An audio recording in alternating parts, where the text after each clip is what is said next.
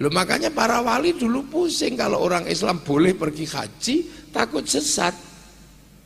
Makanya oleh para wali orang Islam dilarang pergi haji zaman Wali Songo. Karena peralihan dari Hindu ke Islam itu kemiripan simboliknya ada.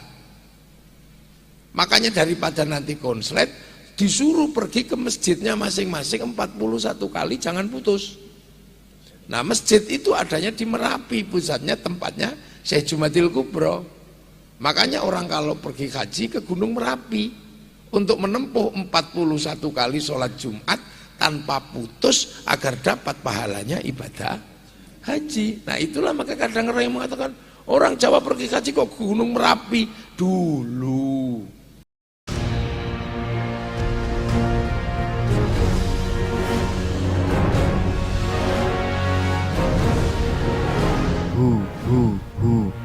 Allah. Kita niki dadi wong Islam niku enak, enteng. Sebab wonten Isra Mi'raj. Kira-kira nek mboten enten Isra Mi'raj ngono, wong zaman akhir niku bingung mensikapi keadaan sing tumplek-plek kaya ngene iki. Dadi nek mboten enten Isra Mi'raj ngono, wong Islam itu kayaknya susah mengambil sikap di kehidupan yang sudah jadi satu seperti ini. Niki lak donya niki wis dadi siji. Dunia udah jadi satu. Wis ora iso pisah antar umat beragama, antar suku, antar bangsa. Ini bersatu jadi satu, saling mengisi. Untung ada Isra Mi'raj. Jadi Isra Mi'raj itu menjadi guidance masa depan umat manusia ketika dadi siji. Wis dadi kaya ndok diublek ngene. Kira-kira sampean gak bingung ta? Nek misale terus sembahyang, sholat nih, tapi sing gakno peci ki wong Cina, kira-kira sampean gak bingung. Lho. Lha nggih. Makanya banyak yang bingung. Wong Islam membangun ekonomi, tapi bange Yahudi. Makanya akhirnya banyak yang bingung terus mengatakan bank itu haram. Sampean beragama, bernegara, tapi ternyata sistemnya demokrasi itu munculnya dari Barat. Makanya banyak yang menganggap bahwa demokrasi itu produk kafir dan akhirnya mutung. Terus negara ini ruwet. Nah, kita pergi haji, betapa kita membayangkan tentang tanah suci. Tapi begitu harus berangkat nih, sing nyiapno pesawatnya wong Yahudi. Itu kalau ndak ada Isra Mi'raj kita pasti pusing itu. Jadi pelajaran terbesar dari Isra Mi'raj itu adalah membuat kita nyaman beragama, tapi sampai di titik dunia di mana semua ketemu jadi satu. Ku nek ra ono Isra Mi'raj ora judeg ya. Kalau dulu enak, nggak ada pelajaran Isra Mi'raj juga nggak apa-apa, wong orang itu terpisah dengan kehidupan sesuai dengan sukunya masing-masing, agamanya masing-masing, bangsanya masing-masing. Kalau dulu enak, jadi iso ngopo-ngopo podo Islame, hidup sesama Islamnya. Lah sekarang ketika di zaman seperti ini tumplek-plek kayak ndok dicampur tepung goreng jadi siji kayak begini. Coba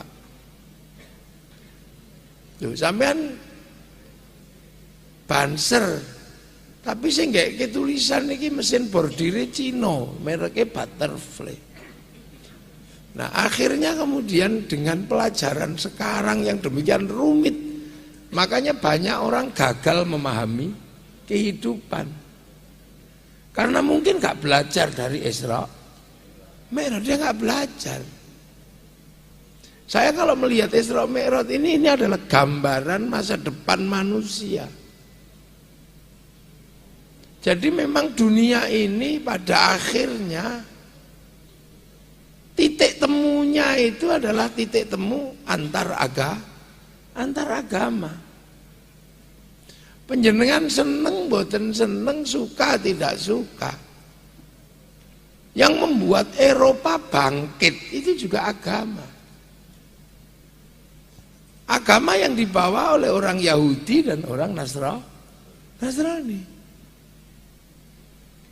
Samen suka ndak suka, Indonesia bisa tertib seperti ini.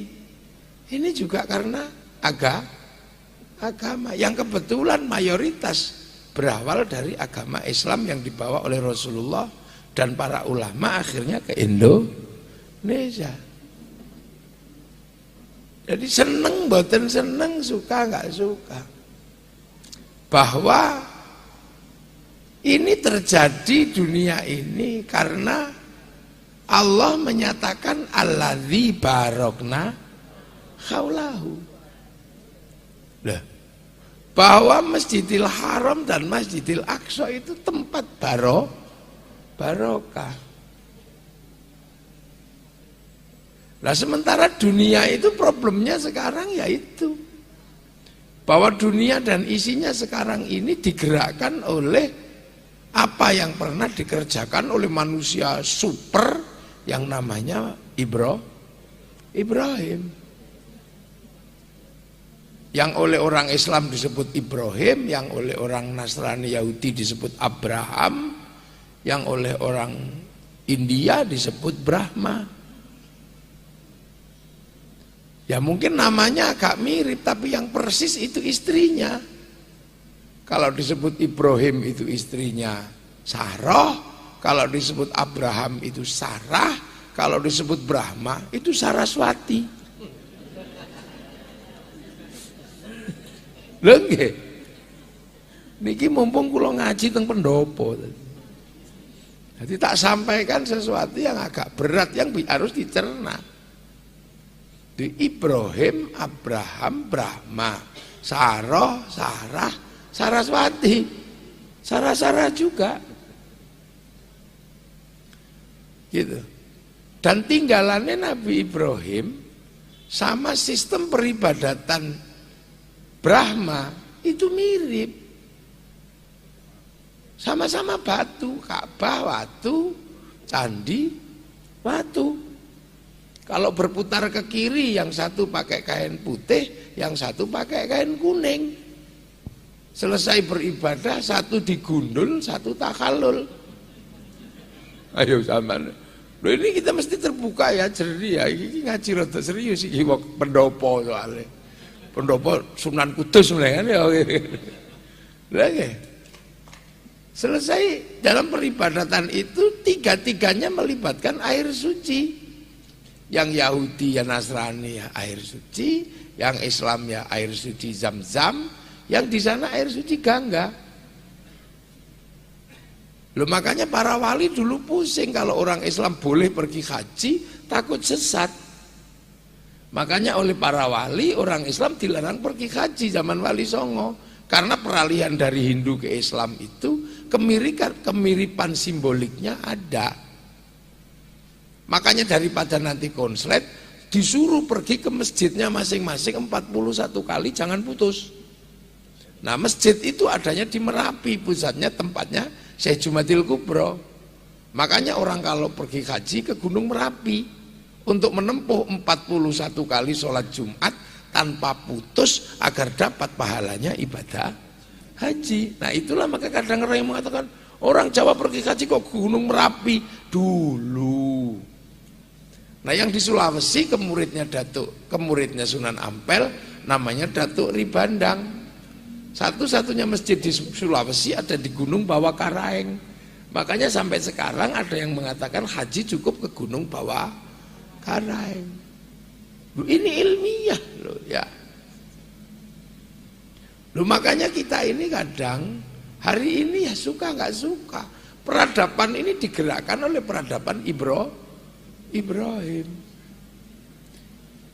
Yang memang sudah dinas oleh Allah, alladzi barokna haulahu. Karena kalau nggak dikasih nas, pasti ributnya nggak selesai. Karena Nabi Muhammad jadi nabi itu di saat umat nabi yang dahulu masih kuat. Dua nabi besar umatnya masih kuat. Umatnya Nabi Isa sama umatnya Nabi Musa sama-sama kuat. Yang satu kiblat pusatnya di Masjidil Aqsa, yang satu Nabi Muhammad di Masjidil Haram. Kalau dunia nggak dikasih resolusi konflik, pasti jebol dunia terlibat dalam pertarungan yang nggak akan ada habisnya. Makanya ya sudah, resolusi konflik perjalanan minal Masjidil Haram ilal Masjidil Aqsa. Makanya bukan minal Masjidil Haram ilal Borobudur. Ini resolusi konflik yang harus diselesaikan, karena masa depan itu pasti ini aja, nggak akan berpindah, nggak akan geser, nggak akan geser. Nah, pasti ketemu alladzi barokna, pasti ketemu, dan sekarang ini ketemu. Makanya yang antar Masjidil Haram, Masjidil Aqsa, lakum dinukum waliyadin, ya sudah, agamamu, agamaku. Lana a'maluna walakum a'malukum. Tapi alladzi barokna haulahu tumplek-plek jadi satu. Makanya sampean boleh berhubungan dengan siapapun, yang tidak boleh cuma satu. Wala antum abiduna ma a'bud wala ana abidum ma abadtum. Itu kan, maka kuncinya jadinya sholat. Ya itu aja yang akhirnya membedakan manusia. Peradabannya jadi satu. Kiai ngajarin sholat. Sholat tetap kiblatnya ke Masjidil Haram. Tapi sarana prasarananya gotong royong. Yang bikin sarung Cina, yang bikin mukena Cina, dijahit oleh orang Kudus. Mesin jahitnya butterfly dari Cina. Gotong royong yang lain. Ya, sholat itu wudhu itu pakai air. Begitu berbicara air, gotong royong. Bagi urusan kran, pipa sama sanyunya, Mas Pion. Lu gotong royong. Lu kalau dulu masih bisa pakai padasan. Tahu padasannya, pring. Masih bisa. Ini pengajian, tapi mic-nya gotong royong ini. Kalau kembali pakai labu waluh sing dawa nih kaya ngono ora mungkin to. Lho ini gotong royong. Digotong diroyong dari alladzi barokna haulahu. Lho Masjidil Aqsa itu punya produk nabi besar. Nabi Musa, Nabi Isa. Dan ada nabi yang hari ini penguasa dunia dalam teknologi, yaitu Nabi Dawud dengan kitab Zabur yang menguasai ilmu logam. Nah karena itu nabinya orang Yahudi, maka seluruh teknologi logam sekarang yang menguasai ya orang Yahudi. Ini logam, handphone itu logam pakai chip.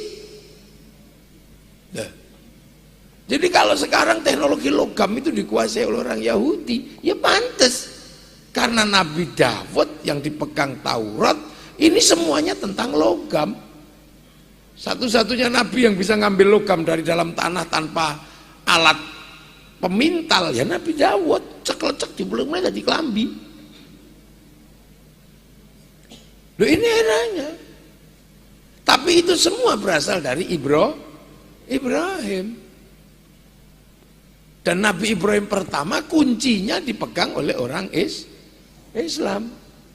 Karena ketika Nabi Ibrahim, Rabbana ini askantu min dzurriyyati biwadin ghairi dzi zar'in 'inda baitikal muharram Rabbana liyuqimus sholata faj'al afidatan minan nasi tahwi ilaihim warzuqhum minas tsamarati la'allahum yashkurun. Titiknya ada pada makom Ibrahim, dan itu dimiliki oleh umat Islam. Ketika menemukan awwala baiti wudi'a lin-nasi lalladzi bi Bakkah mubarakah, dimiliki oleh orang Islam. Tapi pergeseran berikutnya dimiliki oleh orang Yahudi Nasrani, karena terus punya anak namanya Ishak punya anak namanya Yakub atau Israel, punya anak 12 namanya Bani Israel. Dan di situ semua yang mengembangkan perubahan dunia. Kan ini kita tidak enak gitu kan, jadi nggak enak kita terus. Loh ya berarti, loh kene iki duwe simbol yang pertama. Yang artinya bahwa kebangkitan terakhir nanti itu kaum muslimin. Tapi sekarang ini masih eranya logam, eranya David, eranya Daud. Maka jangan salah kalau ini eranya era Zabur dan Taurat. Tapi titik-titik terbesarnya Nabi Ibrahim ada di Makkah. Jadi simbol dunianya milik Makkah. Sampai titik temu manusia pertama Nabi Adam dan Hawa juga di Makkah, namanya Jabal Rahmah. Nah, ketika kembali ke titik ini kapan? Ya mungkin kita tidak menemukan, tidak sampai di titik itu. Karena begitu kembali ke titik itu terus kiamat. Makanya masih lama kiamat itu. Gak usah dipikir serius-serius gitu loh. Gak usah dipikir tentang khilafah alamin haji nubuwah, akhirnya keliru tadi khilafah takhririyah. Akhirnya danau Tiberias mengering, padahal dia mengering berkali-kali. Yang dimaksud mengering di saat kiamat itu, jadi tanda kiamat adalah ketika Dajjal turun, kaum muslimin berlari ke Makkah, Madinah, di tengah jalan kehausan, teringat danau Tiberias untuk minum, begitu geser ke sana sudah keduluan Ya'juj Ma'juj. Itu kan dari dulu makna kitabnya begitu, bukannya kering karena kurang hujan. Makkah menghijau, ya setiap pada musim hujan ya menghijau. Tapi yang dimaksud Nabi itu bukan menghijau yang temporer kayak gitu terus. Bulan Januari awal dan Desember akhir saya di Mekah, hujan 24 jam selama 2 minggu, hijau semua gunung-gunung di Makkah. Akhir Januari tanggal 21 sampai tanggal 4 Februari saya di Mekah, kering semua lagi sudah. Akhirnya gagal lagi ramalan kiamat itu. Termasuk tanggal 15 bulan Ramadan, hari Jumat, asteroid nabrak bumi. Kan gitu. Ternyata sampai hari Sabtu nggak jadi. Padahal sudah jual kebun, jual tanah, dipasrahkan hari kiamat panitianya. Nah, kita akhirnya dikomplain. Memang kiai itu nggak peduli sama kiamat. Bukannya kita nggak peduli, kita yakin wong itu rukun iman. Tapi jangan terlalu sering dibahas kiamat itu, ngapain bahas serius-serius. Wong kiamat itu bareng-bareng. Bukan kayak listrik mati giliran itu enggak. Karena bareng-bareng aja lah, ngapain dibahas serius-serius. Loh. Ini loh, di titik ini kita ketemu. Jadi ini dunia terus ketemu semua. Loh, saya ngaji itu di syuting. Loh, enggak apa-apa, terusin biar rekamannya ada. Saya ngaji di syuting, nah itu. Terus kemudian nanti dikirim lewat WhatsApp. Mekanisme WhatsApp itu mekanisme teknologi ya orang Eropa. Si Kuhn, Mark Zuckerberg, pakai Facebook ya Mark Zuckerberg, handphonenya kebetulan Samsung. Yang bikin orang Korea. Jadi tumplek-blek hari ini. Ini yang terbangan kan keren tuh, terbangan. Tapi kayunya bisa dari Kudus, kulitnya dari Kudus, tapi paku pinesnya itu produksi Cina.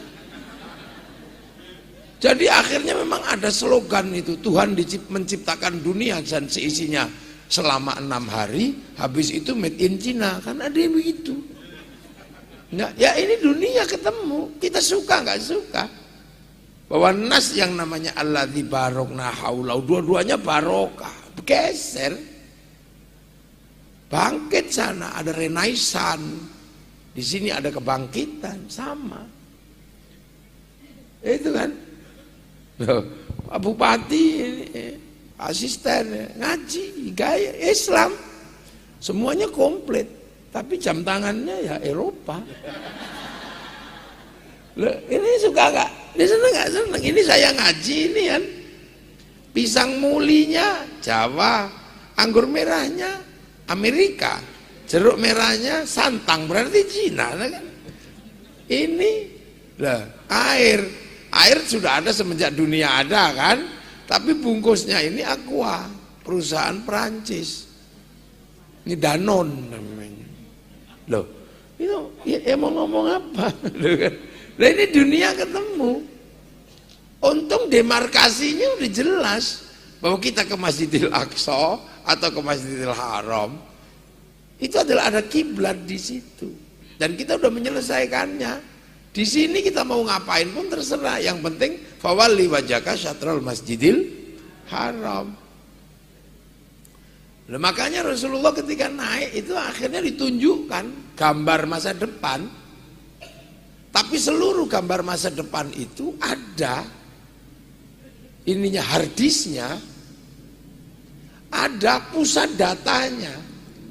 Dan Rasulullah ditunjukin ke situ, ini loh pusat data dunia, namanya Lauhil Mahfud. Yang dalam keyakinan Yahudi Nasrani disebut Tabut Sulaiman.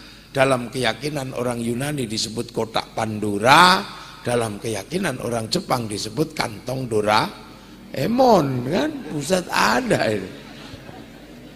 Nah, Rasulullah ditunjukin ini nih. Kamu bisa akses ini karena apa? Seluruh manusia di dunia diregister di situ. Alastu birabbikum qalu bala syahidna. Jadi diregister. Manusia turun di situ tuh nanti kasih paketan. Paket nyawanya sekian, paket rezekinya sekian. Kalau paketannya habis ya kick mati. La yastakhiruna sa'ata wa la yastaqdimun, kick mati. Nah, teknologi itulah yang sekarang diduplikasi. Mereka bayangkan tentang kotak segala tahu yang ada di langit diduplikasi lewat menaikkan sebuah kotak naik lewat namanya satelit, dan dunia sekarang diatur oleh sistem satelit ini gitu, skybox ini, kotak langit gitu. Jadi ditentukan oleh kotak langit. Sampai bisa siaran langsung karena terhubung dengan kotak lah. Nah, kita satelit itu. Kalau nggak terhubung dengan provider yang menghubungkan dengan satelit, sampai nggak bisa ngerekam siaran langsung, nggak bisa. Pak asisten nggak perlu pusing, anaknya sekolah di Amerika apa di mana, begitu bilang Pak butuh uang, gitu sudah, 10 juta angka, sampai tidur ngantuk-ngantuk ini Gojek, ini satelit, iseng-iseng terus hidung kita dipoto, gitu, kirim. Yang dulu itu nggak ada manual kan, manusia pengen ketemu ya datang, kalau kangen kedungan sarung gerimis-gerimis masuk kebun jagung mencari kekasihnya, nggak itu ya gitu dulu. Sekarang semua dikendalikan. Saat kita tidur gini iseng aja mau lihat mana tinggal pegang handphone cari gini, mau lihat Amerika ketik keluar Amerika. Yang laki-laki kalau mau membedakan bokong Kudus sama bokong India ya tinggal ketik aja bokong India, oh beda itu. Itu di sini tinggal kabel, itu satelit yang kerja. Kotak langit itu yang kerja. Kotak semua yang kerja di situ. Tiba-tiba gitu kotak langit. Sampean males gitu masak soto kerbau. Cari Bu Kerbau ini yang ahli masak. Nggak perlu, cukup di sini aja. Tutorial soto kebo itu ya keluar. Gitu. Sampean di situ bisa iseng kan? Istrinya Gus Muafik ada di sini. Sampean itu bisa aja. Sampean tak foto gini jepret di sini terus kemudian tak cari ini. Wajah ini siapa? Ketemu pasti di sini nanti. Oh, orang Kudus. Namanya Zuleha. Keluar. Sampean mau iseng itu. Asisten satu. Sampean ketik aja di situ. Anaknya berapa? Istrinya namanya siapa? Alamatnya mana? Punya motor berapa? Keluar itu semua datanya. Jadi dan itu siapa yang kerja? Satelit. Kan gitu. Saya datang ke sini tadi itu di keluar pintu tol, tak lihat merah, macet, lubang-lubang. Ya sudah, sak tutuke kan ngono tok saya itu. Tutup jam 12 jam 12 jam 1. Ini semua kerja satelit. Dan kita kadang iseng kan, terus kemudian ada kita bangun relasi. Ya, Bu, gimana kabarnya? Syaratnya punya apa? Punya pulsa. Atau punya wifi, punya paket data. Ya gimana sih kabarnya, kirim foto. Tapi ada, kalau nggak punya misalnya, nggak apa-apa. Pergi aja ke warung mana gitu, cari wifi gratisan. .co.id, luar, free wifi.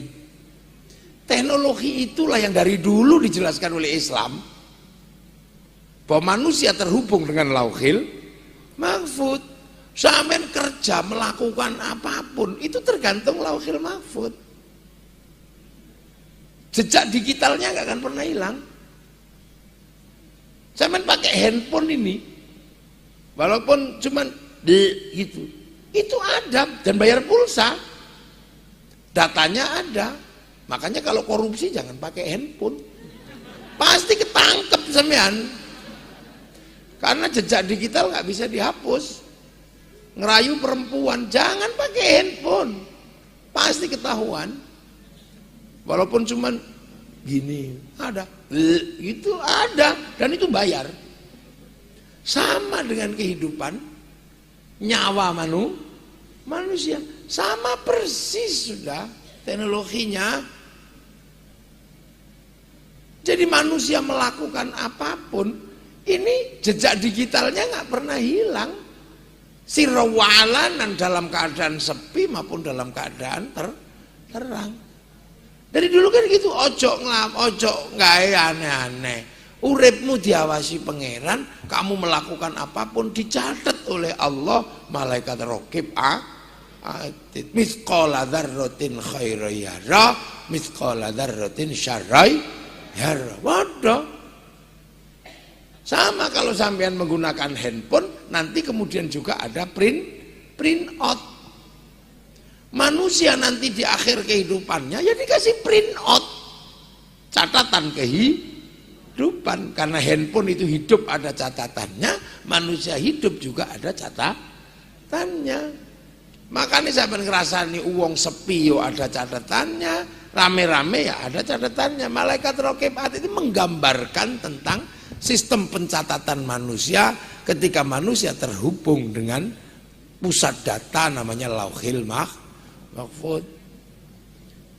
Dan kita akhirnya kan terus diajarkan, kamu saling mendoakanlah sesama manusia. Kalau masih hidup kamu silaturahmi, kalau sudah mati doakan, hidup dan mati saling doakan. Sudah. Tapi manusia kalau berdoa yang bagus-bagus, jangan yang jelek-jelek gitu. Tapi bahwa manusia ketika saling mendoakan harus terhubung dengan Lauhil Mahfud. Gitu loh. Makanya kalau kita nggak terhubung dengan sana, saling kirim ini, ya susah. Hati kita nggak ke langit. Nah, makanya kita butuh juga kalau tadi nggak punya paketan, cari wifi gratisan. Sama kalau kita kirim Fatihah, kirim doa, itu juga harus cari wifi gratisan. Wifi-nya siapa? Wifi-nya Nabi. Karena Nabi itu paketannya besar, karena kalau browsing atau download serius. Wali paketannya besar karena kalau download beneran. Qalu rabbuna Allah tsumma istaqamu tatanazzalu alaihimul malaikah alla takhafu wala tahzanu. Download begini setiap malam tahajud online. Allah 15 tahun ya Allah. Sunan Kalijaga, Sunan Kudus ya Allah. Mbah Hasyim Asy'ari setiap malam 2 rakaat, rakaat pertama 41 kali surat At-Taubah, rakaat kedua 41 kali surat Kahfi. Maka wifi-nya besar. Nah kita kan nggak punya wifi, karena setiap bisa download pasti tidur. Ya Allah, ya Allah, ya Allah. Ya Allah, ya Allah, ya Allah. Allah iya. Ya Allah, ya Allah, ya Allah. Alah, suwene. Kita, makanya kalau kita punya kerja-kerja connecting, kita diminta carilah wifi gratisan, namanya tawasul. Yang di sana .co.id, yang di sini ila hadrati ila ruhi. Nah akhirnya begitu. Loh makanya wali-wali sampai jangan main-main, paketannya besar. Makanya kalau antar koneksi dia bisa meretas hati orang. Wong paketannya besar sampai bisa dihack oleh para wali. Bisa diretas.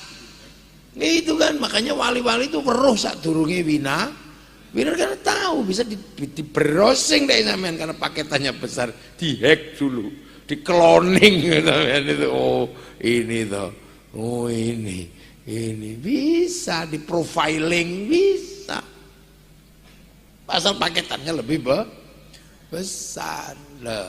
Nah itu makanya kita dari dulu kalau jangan jauh-jauh dari pemancar-pemancar yang menghubungkan kepada satelit itu pasti wifi-nya gede. Makanya wifi-nya wali, petilasan wali. Petilasan Nabi Ibrahim namanya Makom Ibrahim. Petilasannya Siti Hajar namanya Sofa Marwah. Lalu petilasan Isra Mi'raj namanya Masjidil Aqsa. Tapi mula bukonya dari Masjidil Haram. Makanya kita ini sering kan diajari ayo ziarah makam wali, cari wifi sebenarnya. Kenapa kita diajarkan tawasul? Ya itu karena kita cari wifi. Ziarah ke makom-makom, ke petilasan-petilasan ini golek wifi namine. Makanya Islam itu petilasan orang dulu diutamakan, nggak ada yang hilang kelas internasional. Nabi Adam Siti Hawa ketemu, petilasannya Jabal Rohmah, tempat lempar setan Jamarat Ula Wusta Aqobah. Manusia pertama menyembah Allah, awwala baiti wudi'a lin-nasi lalladzi bi Bakkah mubaraka. Kepasrahan Nabi Ismail ketika membantu orang tuanya diabadikan dalam Hijr Ismail. Gitu. Tapi karena yang punya wifi yang menunjukkan itu semua adalah Nabi Muhammad, maka walaupun tidak ada syarat rukun haji itu di Madinah, karena Rasulullah menjadi antara kita dan Nabi sebelumnya, maka Rasulullah harus ziarahi. Allahumma sholli ala sayyidina Muhammad wa ala alihi kama shallaita ala sayyidina Ibrahim. Nah itu makanya kalau ada orang nggak percaya doa kok bisa dibagi, nah ini orang aneh. Karena kalau sudah pakai pemancar apapun bisa dibagi, sepak bola bisa dibagi. Kita nggak perlu ke Qatar, cukup satu orang nyuting kemudian dinaikkan satelit dibagi ke seluruh dunia, namanya siaran langsung, bagiannya sama. Makanya kalau ada orang nggak percaya doa kok bisa dibagi, orang ini nggak punya TV. Nah ini teknologi. Nah, makanya kemudian karena ini adalah hubungan antar koneksi, maka sistem yang dipakai untuk menghubungkan diri dengan cloud ini atau hard disk ini adalah sebuah sistem yang akhirnya menggunakan sistem online. Nah, sistem online itulah yang akhirnya dikenal dengan sholat. Sholat ini nggak ada kabelnya, nggak ada apa, ya nggak ada. Wujudnya juga nggak ada, wujud Tuhan nggak ada di depanmu, nggak ada. Makanya sistem online ini diajarkan kepada umat Islam. Makanya kalau kamu sholatnya nggak terlalu serius, cuma judit, namanya miskol. Karena miskol ada rotin khairai. Ya lalu kan itu dari dulu. Boten niki guyon. Miskol kan? Ya itu. Lu makanya itu miskolan didik ya.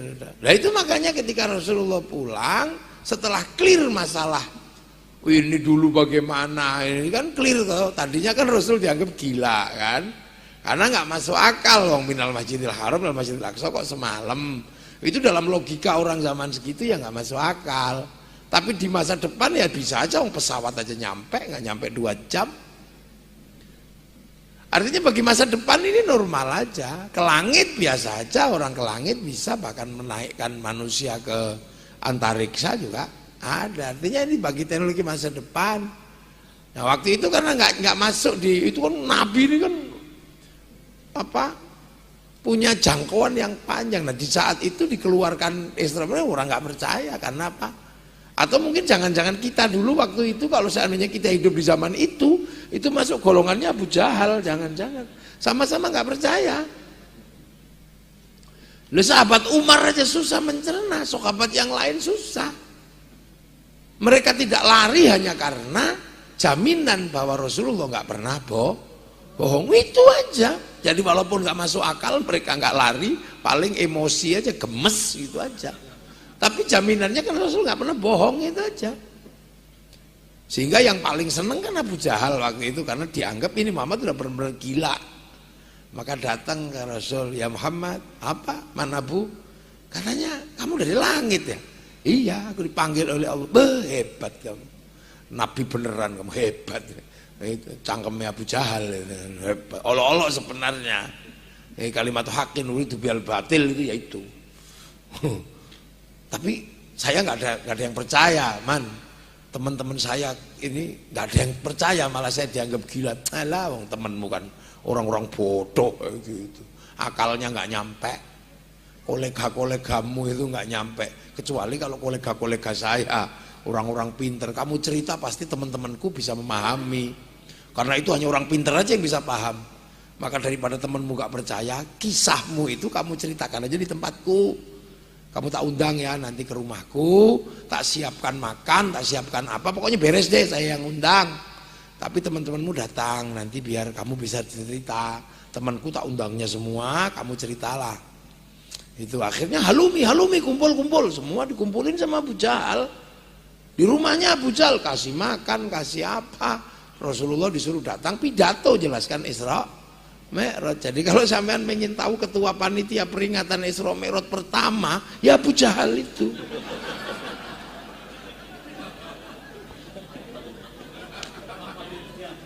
Lah ya kan, dia yang pertama kali ngumpulin orang dan yang pidato itu langsung Rasulullah. Menjelaskan Isra Mi'raj ini. Wah, itu susah dipahami. Sampai Rasulullah itu dilempari kan karena pertanyaannya aneh-aneh. Antara Masjidil Haram sama Masjidil Aqsa warungnya berapa? Itu kan pertanyaan yang memang ya kan? Kalau Jumatan di Masjid Menara Kudus atau sering ke situ. Nah, sekarang tiangnya berapa? Ya nanya sampai ditanya ini apa? Gentengnya berapa? Lah siapa yang hitung genteng? Nah disitulah kemudian saya herannya ulama-ulama dulu kok berani menafsiri dalam kebingungan itu. Malaikat Jibril diturunkan oleh Allah. Ya Jibril turun. Nabiku ditanya dengan pertanyaan-pertanyaan teknis. Terus saya mesti ngapain? Ya Allah, kamu kesana siaran langsung. Membawa gambar Masjidil Aqsa ke depan Rasul. Itu kan siaran langsung namanya. Live gitu kan. Live itu. Dan itu terjadi. Hitung. Kamu kalau nggak percaya hitung sendiri kan gitu ya. Nah akhirnya clear terus. Cerita tentang langit itu gimana? Rasul, ya udahlah, kamu akan tahu sana. Yang penting oleh-olehnya apa? Sholat. Nah akhirnya itulah sistem online ke sana. Jadi agar manusia terhubung dengan sistem virtual yang demikian gede, dengan sistem apa ya, holistik transmitter itu caranya gimana? Sholat itu seperti apa ya? Sudahlah kamu lihat aja, nanti tak ajari online kan gitu, ibaratnya gitu. Udah baris, solu kamar itu muni usolli. Allahu Akbar. Di belakangnya Allahu Akbar. Sayyidina Ali, Sayyidina Abu Bakar, karena hatinya ini sudah kelasnya, sudah kelas nyambung, ya langsung masuk wifi-nya Rasulullah, sama-sama online, jadi nggak ada masalah. Nah yang di belakang ini Allahu Akbar. Bayangin kabelnya di mana ini ya? Karena mereka ratusan ribuan tahun ketika namanya menyembah itu ketemu dengan sosok atom, manusia, binatang, ada sosoknya. Tiba-tiba Allah Akbar.